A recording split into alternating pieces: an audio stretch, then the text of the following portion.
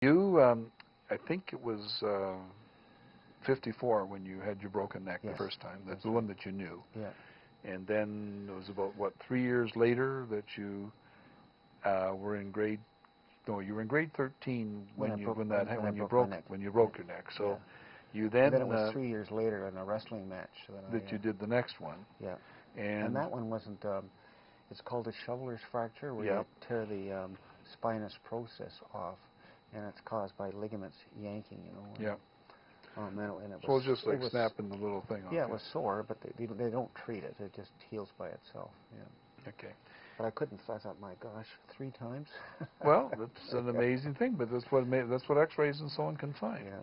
So you decided to go to medical school, Yes. and I love your story about going to medical school because your friend, is it Bill, that takes you Bill to? Davison, yeah. He takes you to an anatomy class. That's right. And you end up in the anatomy class, and they're doing, what is it? They're the right arm. Yeah, they're dissecting the forearm at that point. Yeah, that was probably well into October, and they have a certain way they dissect bodies, and so when I arrived, they were right in the middle of doing the forearm.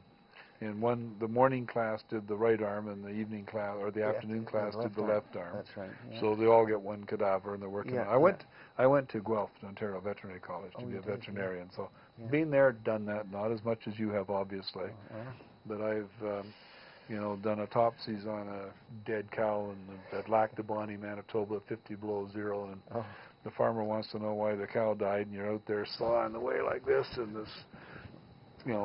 Jumping inside the cow that's only been dead for 4 hours to keep warm, type of thing. Yeah.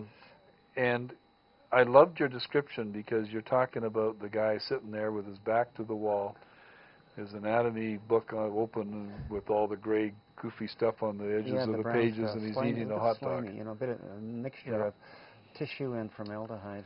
And then you make the comment in the book that 3 years later, I mean, you have to read this book if you have any interest. If you're thinking about being a doctor, you got to get the book.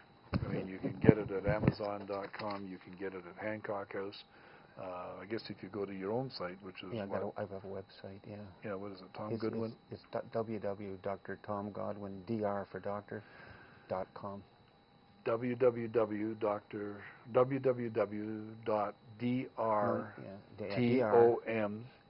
Godwin, Godwin, all one word, .com. Because if anybody wants to know what it's like to go through med school, you sort of got it there. Now, you have another story which is sort of neat because you give up all. It's sort of like the new screening process they're going to do at airports. You give up all personal, whatever you want to call it. You're dissecting bodies. You get into all the stuff, and we get into the subject of whether you're right or left-handed in the book. I thought that was sort of neat. Yeah, that's right. That's right. Yeah. So tell me, how does the doctor prove that? Or how does he says, well, you're right-handed, and you say, no, I'm left-handed, and he proves it, or what does he do? Well, and I thought this was beautiful. Yeah, I'm left-handed, and he asked the other the medical students that were there, how can you tell whether he is left-handed or not? And so nobody seemed to have an answer.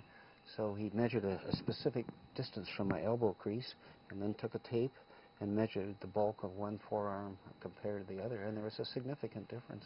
And it's just because if you're right-handed, you use your right hand more, so you have a little bit more muscle development than you would on your left. And in my case, my muscle development was bigger on my left than my right, which you'd expect. But he told you to switch off so if you wanted to be symmetrical. That's right.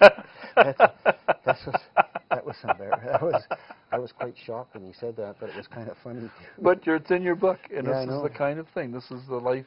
Yeah, that's right. Oh, yeah. That's one of the things that really, I thought, these people are human, and they can make jokes. And well, they are. It's not like high school where you're learning, more French, or in my case, I was learning French, German, and Latin. And this is really interesting stuff, And what does this particular muscle do? Yeah. That was the radial brachis. Brachial radius. Brachial radius. Yeah.